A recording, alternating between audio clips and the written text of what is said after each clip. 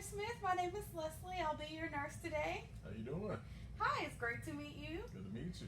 Okay, well, I'm going to be doing an assessment. So the first thing I'm going to do is I'm going to wash my hands for 20 seconds. If you know Okay, that. and then I'm going to provide for privacy. I'm going to close these curtains here. Okay, Mr. Smith. What brings you in today? Well, I kind of hurt my ankle and foot just going up and down the stairs. Okay, so you hurt your ankle and foot going up and down the stairs.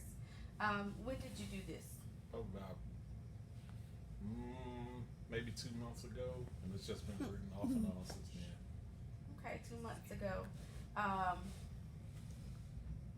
And do you mind showing me where on your ankle and foot? Yes. Right here.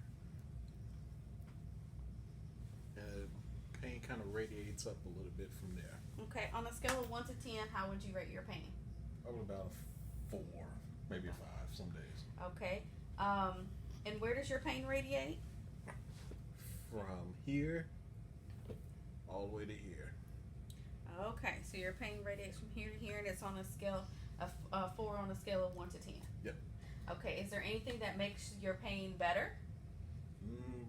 Honestly, just kind of stretching it and staying off of it. Okay, stretching and staying off of it makes it better. Is there anything that makes it worse?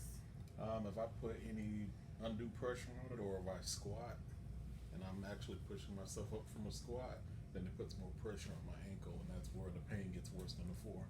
Okay, so when you put undue pressure on your ankle, your pain is worse than a 4. Is that correct? Mm-hmm.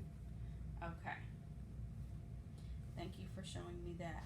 I will most definitely mention that to your provider. Okay, so with your pain, what type of medication have you been taking?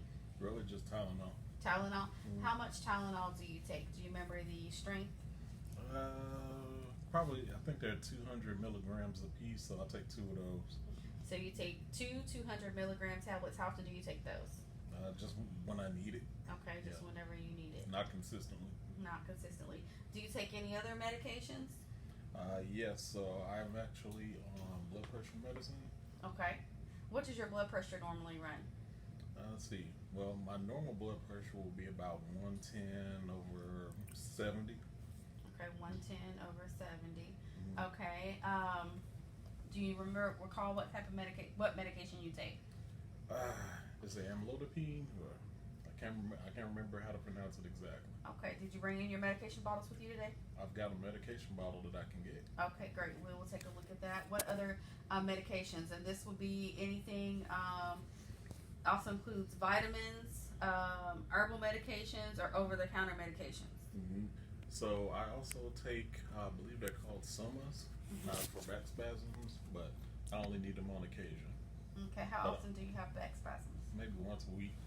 Once a week. Okay. But I also have that medication bottle so you can see the exact name. Okay.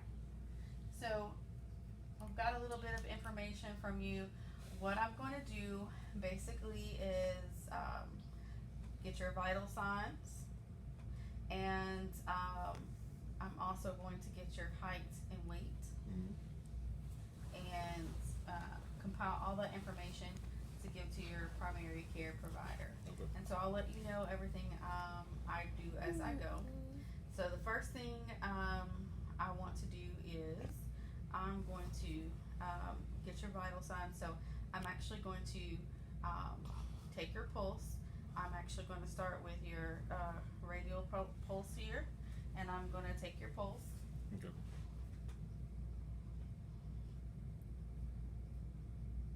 So I would take the pulse for 30 seconds and then multiply it by 2.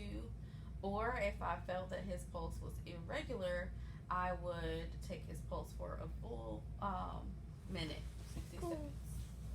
And when I'm done taking his pulse, I would also count his respirations, so he wouldn't know that I was doing that, and I could get an accurate count.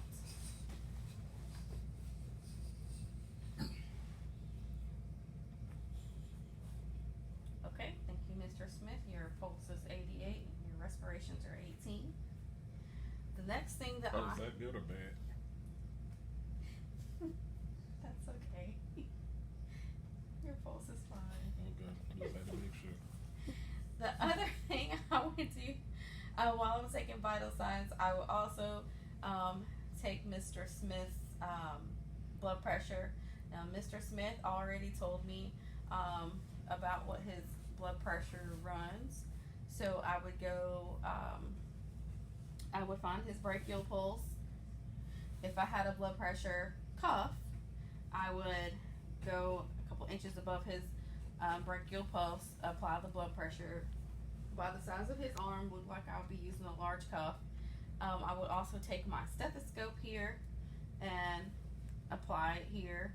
And then I would go, when I pumped up my blood pressure cuff, I would go 20 to 30 above what he told me his average blood pressure generally runs. And then I would take his blood pressure. Okay, so when I was done with his blood pressure, I already took his radial pulse, but I can also go to the fifth intercostal space and take an apical pulse for a full minute.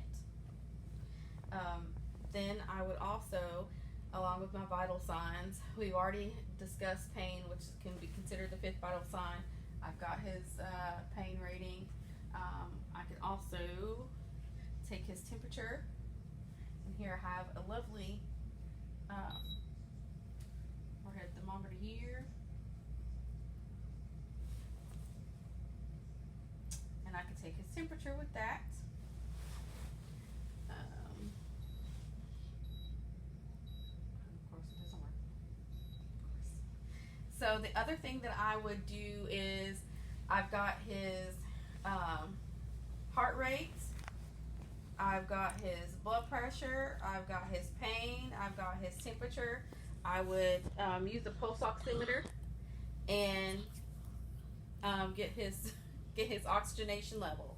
Now, one thing I would also do when I'm getting that oxygenation level is I would be looking at his nail bed here to see if there's any cyanosis, any bluing.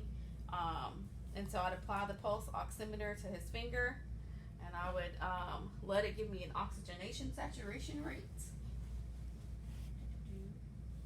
So, in terms of skin assessment, also part of the skin assessment is looking at a person's skin turgor, and you can do skin turgor on the forearm or the clavicle, and so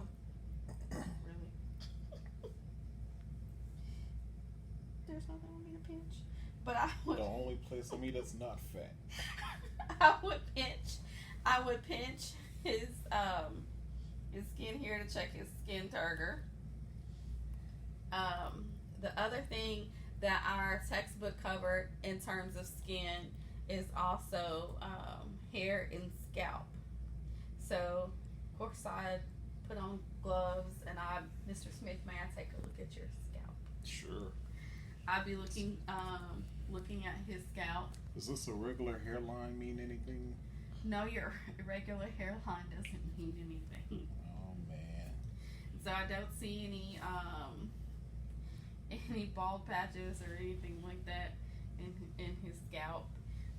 One thing that we are looking for in a general survey is when we're having this conversation, we're evaluating his speech. Does he have rapid irregular speech? His speech is regular. He's dressed presentably. I don't smell any body odor. I don't smell any breath odor. Breath odor could, fruity breath could relay diabetes. So I'm pretty much observing him. I'm looking at the whites of his eyes. I'm just generally his general appearance in my lovely general survey.